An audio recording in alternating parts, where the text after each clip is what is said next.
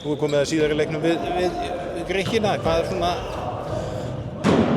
hvað bera, ekki bara eftirvænting að takast á við þetta aftur?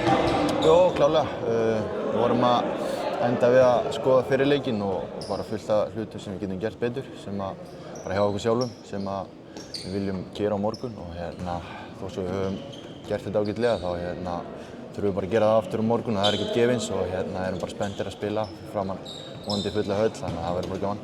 Stórt hlutverk, þú í stærra hlutverki náttúrulega, varst í stærra hlutverki í þessum leik heldur en síðast, heldur en stundum áður og ekki bara gaman að fá að stærra tækifæri í? Jú, alltaf og það bara undir manni sjálfur komið eins og alltaf að nýta sénsinn þegar nýta tækifærið að það kemur, þannig að það bara gaman.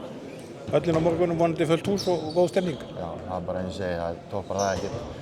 Spila heima fyrir fullri höll, þannig að við erum bara spennt fyrir því. Og geta farið langt með að tryggja ykkur inn á næsta starfum? Einmitt, bara dauðafæri fyrir það og það bara markmið númer 1 að gera það og gera það vel.